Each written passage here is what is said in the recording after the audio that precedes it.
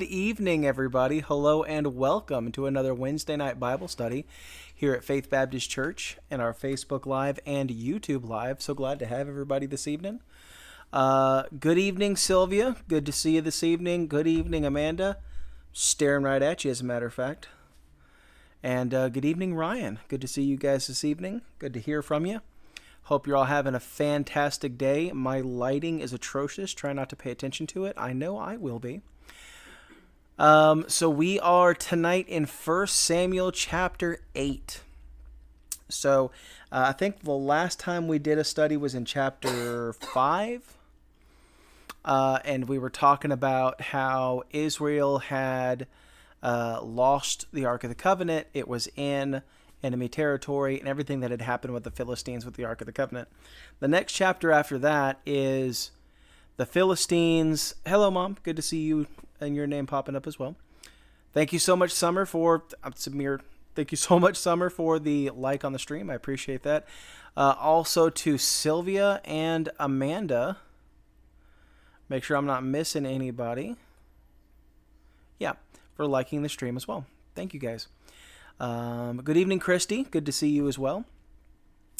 So we were talking about how the Ark of the Covenant was affecting Israel and how it was cursing them and the physical ramifications they were dealing with until they decided to give it back to Israel. The next chapter is them dealing with that and figuring out how to give it back to Israel. It's an interesting read. It kind of closes that story up in a nice, neat little package. It's heavy-handed. So if you want to study it, be sure to really dive in deep. Tonight, we are moving on to chapter 8 of our story, and we're kind of jumping ahead in time a little bit. So we'll get to that in a little bit, but I do want to wish everybody a happy Independence Day here in a couple days before we get there on Independence Day. Obviously, you won't see me live or anything, so I just want to wish everybody a happy and safe Independence Day. Hopefully, you guys have a safer Independence Day than we did last year. Certain dear little cousin of mine decided to buy some fireworks like he always does and has a good time. He's always safe, and it just so happened he bought a dud, and it blew up and went sideways toward the house. But now we have a cool, fun story to tell. But I hope everybody has a safe 4th of July. Let's see, this coming Sunday, I want to remind you guys who are going to be here in person for Sunday school, that's our special prayer service. So we won't live stream that. We won't be live for Sunday school this coming Sunday. The reason for that will be it's a more intimate, personal kind of thing, our church gathering together in prayer. Any visitors who want to be there that day, you are more than welcome to join us. Pray with us. Pray for these things. We'd love to have you. I know there's a disconnect a little bit because it's in my house. Don't let that discourage you. It certainly didn't discourage the first century church, right? That's all they did was meet in each other's houses, and that's what we're doing here. And it is open to the public. As a matter of fact, there's a video. I'm trying as hard as I can to get people to show up to my house. Think of it like a block party, right? Is if you go to our website, thefaithbaptist.com, the first thing you see is a little video of me giving you a tour of, hey, this is, where you pull into, this is how you show up. So don't feel like visiting is like off-putting. It's absolutely not. But I am looking forward to that. That'll be a very special service for Sunday school this coming Sunday. Looking forward to it. You guys be sure to come in the spirit of prayer. And we're excited, looking forward to it. I don't think I have a whole lot other than that today. I don't have a whole lot in the way of like updates to prayer requests or anything like that. I haven't seen anything on the GroupMe other than Amanda being like, hey, the service is live. This live stream, actually, I wish it was on the website. I had to take off the Watch Us Live button, and I don't know how to fix it, so I may have to work on that after the live stream, see if I can get that working again. Anyway, I digress. I don't see anything. I'm looking right now through everything. I don't see anything new. So if you guys have something this evening you want us to pray for, be sure to leave a comment. If I see the comment, I will read it out loud for everybody, and we will all pray together for you and yours. I think that's all that I have for right now. So let's go ahead and jump over to our Bible study. All right, so you can see the Bible right here. I think that's big enough for you guys. You guys on Facebook, definitely. You guys on YouTube, I should be fine. If you can't see it, let me know. I'll see if I can adjust it, but that should be fine. All right, so as you can see, we are in 1 Samuel 8. Ryan says, can you pray for the Reynolds family? My great aunt passed away this past Saturday. I'm so sorry to hear that, Ryan. I hope everybody finds peace and comfort. And I hate to hear that. I'm so sorry. You guys pray for the Reynolds family. That's a tough thing. Yeah, so pray for Ryan, and if anybody else has anything you want us to pray for, leave a comment. Summer said pray for her uncle as he's battling cancer. Is she on the Facebook one? Okay, if you guys leaving comments on Facebook, I apologize. My streaming software isn't working properly, and I can only see our YouTube when normally I have a multi-stream chat going and I can see both of them. So I do apologize, but Amanda is monitoring the Facebook stream, and it said Summer asked us to pray for what? Her uncle. Okay. As he's battling cancer. Okay. Summer asked us to pray for her uncle as her uncle is battling cancer. So very, very serious prayer there. You guys be sure to pray for Summer's uncle this evening as well. So a couple of really serious things going on right now. And prayer is such an important thing. We need to really be on top of our prayer lives. This is the most important thing that we can do as Christians is pray. You get up if it's in the morning, it's in the afternoon, it's in the evening before you go to bed, whenever your prayer time is, we ought to take our prayer life very seriously. It's the most important thing we can do is pray for each other and then give the gospel to people who need it. It's a very serious thing. So, as a matter of fact, we're going through that Sunday school series on prayer. So you guys be in prayer for one another. You guys have anything else? Leave a comment. Let me know. I will do my best to read it for you guys. All right. So we are in 1 Samuel chapter 8. Let me get it pulled up real quick so I can see it just like you guys. Okay, there we go. So we are going to start. Let me just double check. Nope. Yeah. Okay. So we're going to start in verse 1. And we'll get as far as we get. It says, it came to pass when Samuel was old that he made his sons judges over Israel. So I want to go ahead and already park it right there and talk about this for just a second. So there is a tradition in Israel, like we saw with Levi. His sons also played a part in Israel's worship of God, right? We saw that. They were priests, though. And as priests, they had specific jobs in worship, but that's what a priest is. He's of the tribe of Levi. The family you're born into is a very big part of being a priest. Now, what Samuel did here in verse 1 is that he made his sons judges over Israel. Now there we have a problem, right? Because if you go back and study the book of Judges, and you look through that book and the time period we're in right now in 1 Samuel 8, we're still in the time of the judges. So what he's doing here is, if you look at Othniel, you look at Ehud, you look at Samson, you look at Gideon, you look at all of these judges over that book in its time period, you will see men that God handpicked to lead the country, to be judges. Ever since, like, he picked Moses to lead. Moses wasn't technically a judge. He was a prophet and many other things. But the time of judges hadn't begun yet and wouldn't until after the time of Joshua. Right? That's a specific time in Israel's history. The government of Israel has been established. It's what they call a theocracy, which means that God leads the nation. He's the king, and he rules through these judges. God had chosen Samuel to be a judge. There's actually a really cool story about Samuel growing up and God calling him, and he thinks it's Levi. So he keeps coming in the room and saying, "What did you want?" And Levi saying, "I didn't call you. I didn't summon you." So it goes back, and 3 times this happens, and the 3rd time Levi says, "Next time you hear it, just say, 'Speak, Lord, for thy servant heareth.'" And that's what he does, and then God starts to give him his message. So Samuel very much called by God to lead these people, to lead Israel as a judge. So I'm saying all of that for the purpose of saying he made his sons judges over Israel.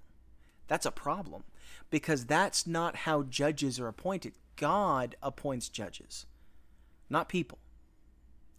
Right? So the problem we have with this is the same sort of problem that we have in Christianity nowadays, where sons are inheriting their father's ministries.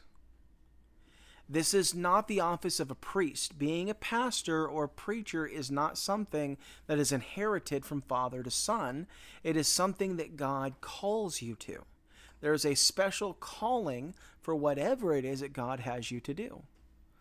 And if you're going to be in the ministry, then that's something you should be called to. I can't tell you how many guys in Bible colleges this moment in time right now, and even when I was in Bible college, were there either one because their dad or somebody, their uncle, their grandpa was in the ministry and was a preacher or pastor of some sort, and they were meant to inherit their ministry, or because their preacher had told them, right, that they needed to go to Bible college and learn how to be in the ministry. If you have not received a special calling from the Lord to be in the ministry, you should not be a pastor. You should not be a preacher. These are ministries that God calls you to. There should be, as a matter of fact, to take it even further, to let you know this isn't just my radical ideology, in order for you to be qualified to go to Bible college at Norris Bible Baptist Seminary when I applied, you had to send them, number one, a handwritten testimony of when you got saved, and also, number two, a handwritten testimony of when God called you to the ministry. And both of those things would be looked over, and then they would either approve or reject your application. Thank you. I don't know that they've ever rejected an application, but still, that was part of it. And this thing of the preacher appointing people to be in the ministry, that's not how it works. God appoints people to be in the ministry. You say, why does that matter to us lay people? I'll tell you, because God calls everybody to something. And it takes some people longer to find than others. It's God's timetable, not ours. It doesn't always happen like you turn 27 and then boom, you know what you're going to be. That's not really how it works. It's not a specific time. God calls you to something.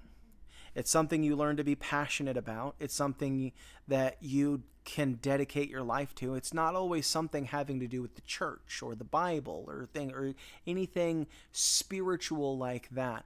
But God can call you to be anything. God can call you to be the head of a street department for an important city.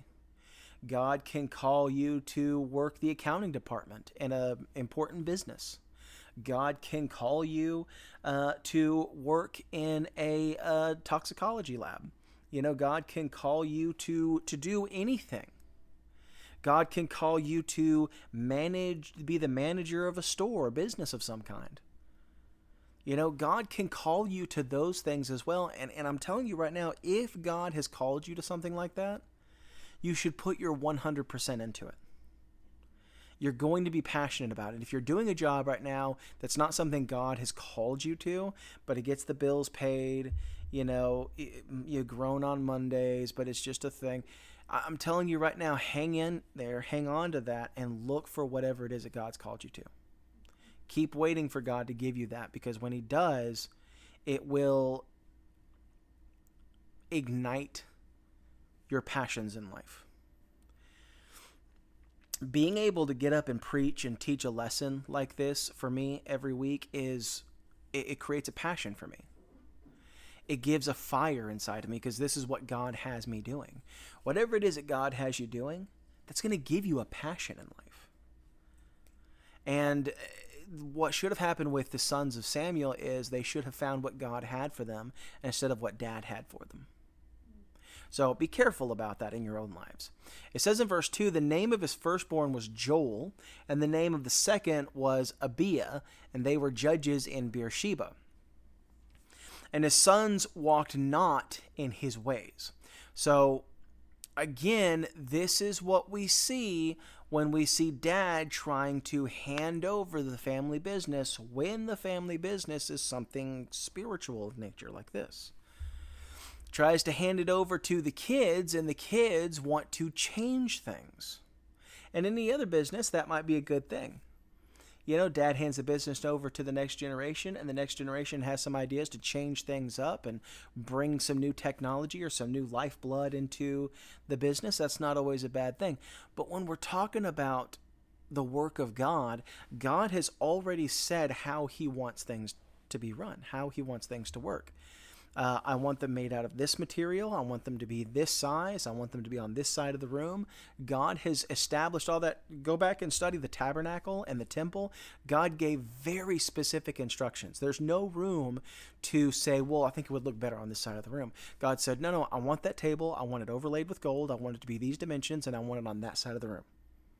Right? Because that's how the Lord is. When he tells us how to serve him, he's very specific about it. And we ought to do it the way he tells us to do it.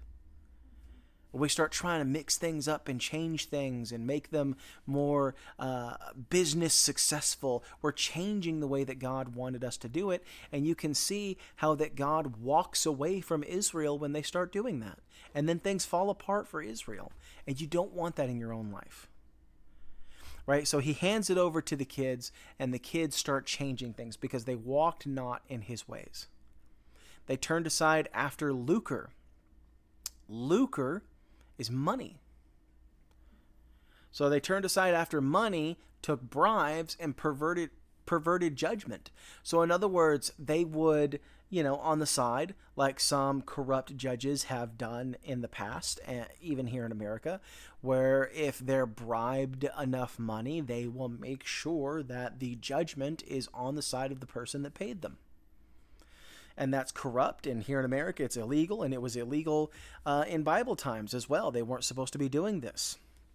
And yet they did because they loved the money. They loved the business aspect of it, the success.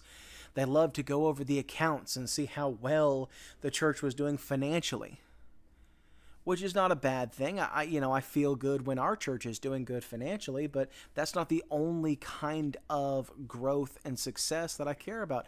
As a matter of fact, that's one of the least kinds of success that I care about. I care about financial success the least, which is why I need other people to come in sometimes and say, we got to pay attention to these parts too. They got to tell me, we got to pay attention to the budget, and you got to make sure that you don't give away too much money, because that is something I was guilty of in the past. I was just handing out money to people who everybody told me needed it. And after a while, they were like, listen, you're giving away more than you're bringing in, and we got to make some adjustments. And we did that. But it shouldn't be the only kind of growth that they were excited about, and they were. They were only excited about the money. Folks, that is a slow burn. Can I tell you that you don't just wake up one day loving money? It doesn't just happen overnight. You get interested in money and what it can do. Because money is power, and power corrupts. And the more money you have, the more absolute power you have, and absolute power corrupts absolutely. So it takes a person of extreme integrity to be able to resist that temptation. That's why for a lot of us, God doesn't trust us with riches, right? Because he knows how it's going to change us in a bad way. Just like the sons of Samuel, who learned to love that money, but never learned to love the Lord. You should learn to love the Lord first and foremost, no matter what you do. But especially if you're going to be in the ministry, you have got to learn to love the Lord first. Because your own personal relationship with God is going to be what drives you and keeps you. Hey, if I didn't have a great relationship with the Lord, I would not still be here as pastor of this church. if I was looking for financial success and to draw a good paycheck and to develop a great future for myself, this would not be the move for me. I'm telling you right now. It's my love for the Lord and my passion for the things of the Lord and for his word that keep me going in this, no matter what. And if you don't have that, then this is what it becomes. A love for lucre, a love for money, a love for all that you can gather financially. There are churches out there like that. These giant churches with these beautiful, massive buildings. Hey, folks, there's only one way to pay for that. Somebody's making a priority out of money. There are a lot of smaller churches with beautiful buildings all over the place. It's Texas. Of course, there's a church around every corner. And a lot of these churches have beautiful buildings, but I'm talking about these mega churches, these massive buildings.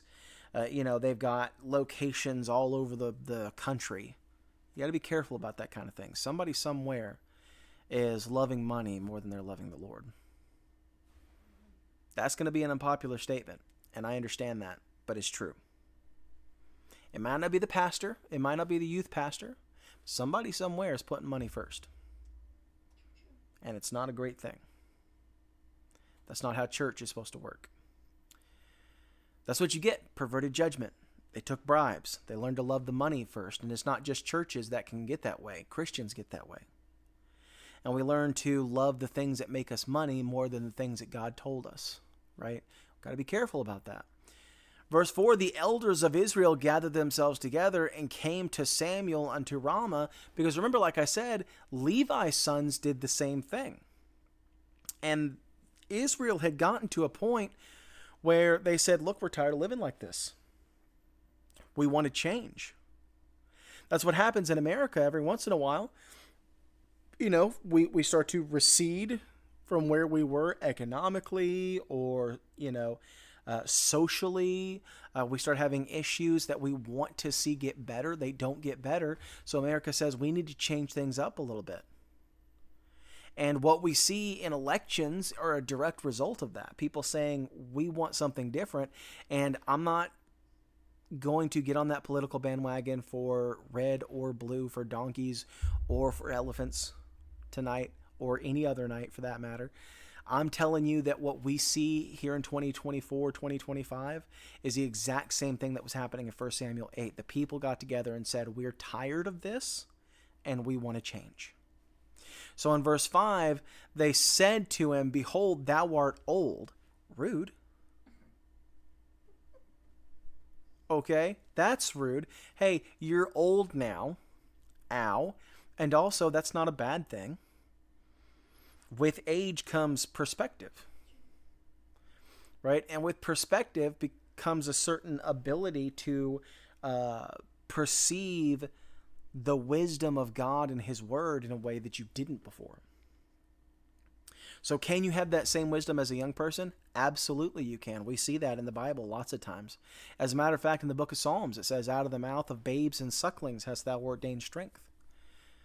Right? That absolutely a young person can be used of God in the same way with the same kind of wisdom. But with age comes a more surety, a higher probability that that person will have the wisdom of the Lord if they've been walking with the Lord for that long. So being old, not necessarily a bad thing. He says, thou art old, and thy sons walk not in thy ways. We know that to be true. And that's what they're saying we're tired of. We're tired of older people like you, like Levi, your sons not doing what they should, and you older guys not doing anything about it. So they've come to him and said, we're sick of it. Now make us a king to judge us like all the nations. This judge thing isn't working anymore. We've tried it for years and years and years. It's not working anymore. We need to change things up. We need something new. Let's get us a king. That was what they wanted. They wanted to change their government, to change what kind of a nation they were. They are throwing away the theocracy. They're saying we no longer want a judge We want a king. It says in verse 6, the thing displeased Samuel when they said, give us a king to judge us. And that's for many reasons. It displeased Samuel because, first of all, that's kind of his job they're trying to get rid of. Would bother anybody. Second of all, there's a long and terrific history of judges throughout time that weren't corrupt, that did great things for the Lord. And they're wanting to change the entire nature of Israel's government based off of the last two judges. And throwing away all the other great stories throughout the book of Judges that were told. You know, and thirdly, because he knows that they're throwing away the Lord. This was a theocracy, remember. We covered that. It's where God is the king, and he says what to do. And what they're really doing here is rejecting the Lord as king. Though Samuel is displeased, the thing I got to point out tonight is kind of his fault. If you go back and look, it says, thou art old and thy sons walk not in thy ways.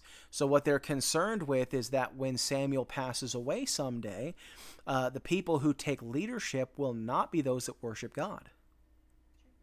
They'll not be somebody like Samuel, who's a good person, or Levi, who was a good person. It'll be these evil, corrupt, greedy kids running the nation.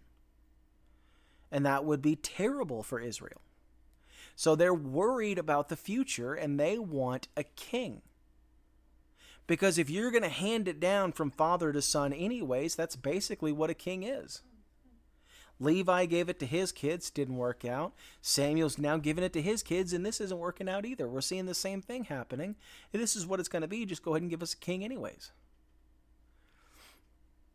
So Samuel kind of created the situation by not punishing or judging his own children for the way that they were being. If it had taken more decisive action over what was happening with his children, the people would have never gathered together for this level of change. This chapter speaks largely about political nature and how people can take advantage of certain situations. And we see that in America even, with Democrats and Republicans who will see people crying out for a change and then will use that outcry to grab power. No politician, whether they're a Democrat or a Republican, I'm telling you right now, no politician is interested in the will of the people for anything more than the power it gives them. Don't be fooled, right? It was the same way here. They want a king now. It displeased Samuel. He's upset about it, but his reaction was a good one.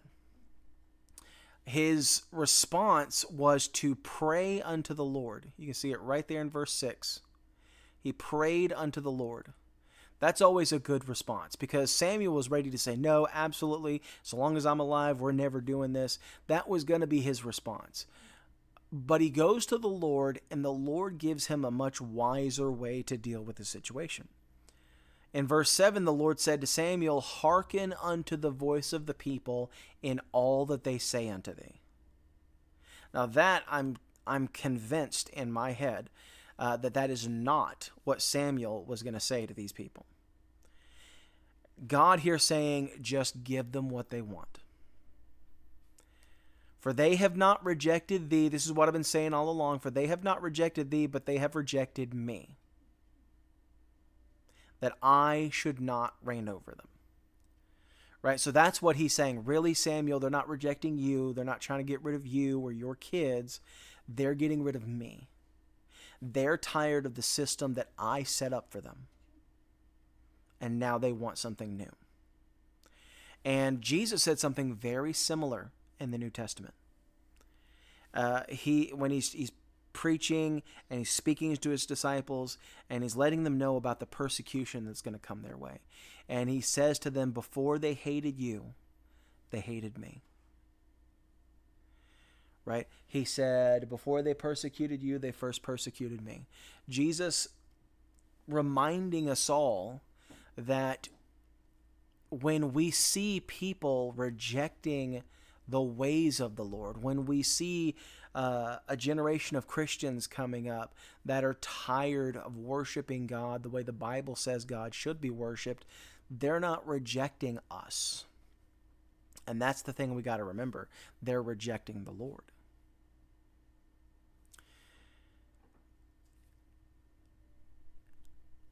And that's crucial to our response, right? Because we want to be like Samuel. We want to say, absolutely not, no way, you better get in line because this is the way it's supposed to be done. And God said, let them do it. Let them have their king. Let them throw my system away and let them have their king. He says, according to all the works which they have done since the day that I brought them up out of Egypt, even unto this day, wherefore they have forsaken me and served other gods, so they do also unto thee. So he's talking about Israel as a whole and what they've done from leaving Egypt to this moment. The only thing about that is that it's not the same people, is it? Right? You have one generation go away and another generation come up, and then that generation goes away and then another generation. We're talking about hundreds of years of history here, folks. It wasn't, Joshua didn't pass away 30 years before this. We're talking hundreds of years of history for Israel here. From that day to this, many generations of Israelites from then to now. And yet we're taught God, when he's speaking, he says, all the works which they have done since I brought them up out of Egypt, as though we're talking about one group of people. And we're not talking about one group of people. So then why does God refer to them as this? Because it's rinse and repeat. It's making the same mistakes, doing the same things that you think you're doing it a new way. You think you've discovered something nobody's ever discovered before, that you've created a system nobody's ever tried before, that you're changing it up, man, that you're creative and radical and new and you've got brand new ideas, and you're making the exact same mistakes every generation has made before you for the last let's say thousands of years. And instead of learning from it, Israel just continues to repeat that mistake. And that's what he means, that they continue to do this, serve other gods, all the way back from the golden calf of Exodus to this day, where they're worshiping Baal and Ashtaroth in the groves. They continue to make these mistakes. He says, now therefore hearken unto their voice. Howbeit, yet protest solemnly unto them. This is the trick that took me a long time to learn. Because from the time that I got saved and started really going to church and was really into it, I was very, very passionate about the Lord, about his worship, about his word, and anybody who I felt like didn't care about what the Bible had to say about something, I got very, very upset, or very, very passionate, and I would argue very passionately. It would not be a foreign phrase for you to hear me say something like, if I'm wrong, prove it to me. If not, admit that you're wrong and start doing it the right way. Because that's the only way I'm going to leave you alone about it. That was not a foreign thing to hear me say. And yet what we see from the Lord dealing with Israel here is to say they are making a bad decision here. But let them make their bad decision. Just protest it solemnly. Right? Let them know this is a mistake. This is what's going to happen after you make your mistake. And then still let them make their mistake. That's the trick that parents have a hard time with too. Being a parent, I can tell you how hard this one is. To see your kids making a mistake, know they're making a mistake, and then still sitting by and watching them make the mistake is so hard. And I can tell you even right now, having an 8-year-old and an 11-year-old, when it's little things like making their own breakfast or something, and you can see they're about to make a mess, and instead of going in there and, making them stop and do it, you let them make their mess and do it so that they can learn for themselves. Letting them make a mistake, even for those little things, that's really hard as a parent. But I can tell you, having served in the ministry for as long as I can, and having served under pastors and watched parents as they've had to watch their kids make bigger mistakes, it's hard. You watch your friend make a really bad decision and then have to let them make their mistake. It's hard. But that's what God did. He let Israel make their mistakes. It reminds me so much of the prodigal son, because God the Father is the father of the prodigal son in that analogy. And the son says, give me my inheritance. And the thing about that is, it always speaks to me about that father is that he does it. He gives the inheritance. He lets this prodigal son go off and make his mistake. Whereas I feel like a lot of dads, at least a lot of dads that I know, would have been like, absolutely not, boy. You go back in there, you change your attitude, and you come back in here with a little more respect. Which they never do because you told them to. They're never like, oh, yeah, I forgot. It's never like that. The only way they're going to learn is to let them go out and mess it up. Let them go get hurt. And that's hard. That's exactly what God did for Israel. It's exactly what the Father did for the prodigal son. And it's exactly what we have to learn to do. Protest solemnly unto them. Show them the manner of the king that shall reign over them. That's what he wanted them to do. Let them know what it's going to really be like to have a king. All the glamour and stuff that they see, how cool it looks from the other nations, that's fine.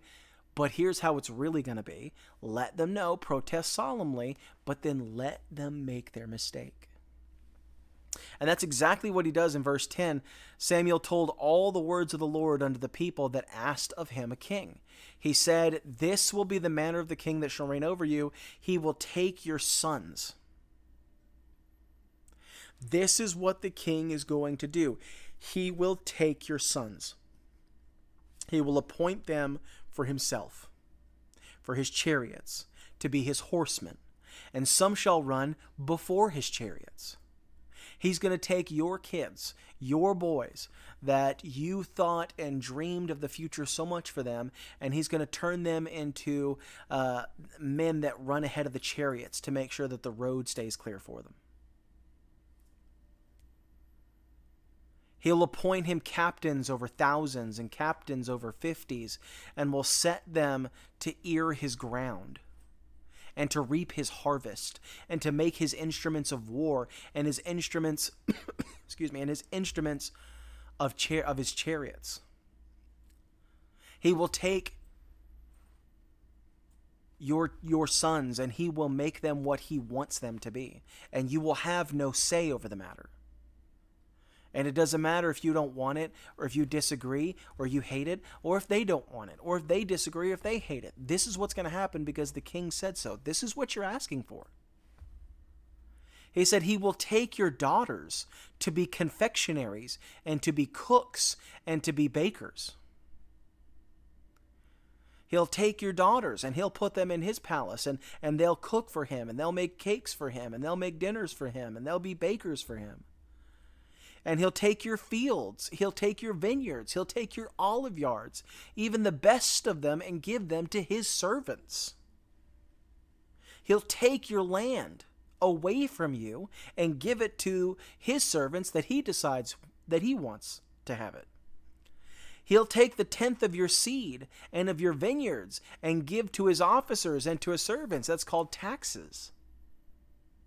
They're going to have to start paying taxes now if they want a king, just like everybody else, all these other nations. They weren't paying taxes before, you guys. What were they thinking? Throwing away a system where you don't have to pay taxes. Craziness. We don't have a king here in America, okay? But let me say real quick, I'm not going to get political about this. I understand there's a movement going on right now. I'm not going to comment on it, for or against. Suffice it to say, no matter where you sit on the side of things, we don't have a king here in America. There have been lots of times where the president does things that people on one side or the other disagree with really, really strongly. Now, there are, and this is where it's going to get a little dicey, because we do have checks and balances in our country where if the president does something just heinous and illegal that he doesn't actually have the power to do, and again, I'm not commenting politically, I'm just saying our Constitution has it set up where Congress and the Supreme Court can check him. Right? We can, our president right now has been to court many, many times. Right? That is not a thing that happens with a king. As much as you may like or hate or somewhere in the middle with our current president, just suffice it to say, that's not a thing that happens to a king. That's a thing that happens to a president. A king doesn't stand before a court and take a judgment. He does what he wants when he wants, and if you don't like it, that is tough. Now I'm going to take your head off and we're going to move on. That is what it is to have a king. That's what they were asking for here in 1 Samuel 8. He will take your men servants and your maid servants and your goodliest young men and your asses and put them to his work. He will take the tenth of your sheep, and ye shall be his servants, and ye shall cry out in that day, because your king which ye have chosen you, and the Lord will not hear you in that day. Nevertheless, the people refuse to obey the voice of Samuel, and that does happen sometimes. You're saying everything right, you're saying things that they ought to listen to, and they're still not listening. And that just does happen sometimes. And the important thing about that is to not let it rob you of your peace. Don't let it rob you of your joy, because the most important thing is what Joshua taught us. You can't control everybody else's house. You can't. You can't control everybody else's mind. You can't control everybody else's decisions. All you can say is, as for me and my house, we will serve the Lord. If somebody else makes a bad choice, all you can do is all you can do. And if they've been warned and somebody's told them, and they still decide to do things and make a bad decision, you don't need to let that rob you of your peace or your joy. Just keep doing what you know the Lord wants you to do. They refused to obey the voice of Samuel, and they said, "Nay, but we will have a king over us, that we also may be like all the nations, and that our king may judge us and go out before us and fight our battles." And Samuel heard all the words of the people, and he rehearsed them in the ears of the Lord. And the Lord said to Samuel, "Hearken unto their voice, and make them a king." And Samuel said unto the men of Israel, "Go ye every man unto his city." Now, the thing that I find really cool before we're done tonight is that even in this rejection of God as king, they will have their king. But God will still pick who's going to be king. He hasn't completely walked away from them as though he's frustrated. Right? In the days that they've decided to change their mind about having a king, God's going to say, no, it's going to be a king from now on. But the thing I find most interesting is that God still picks the king.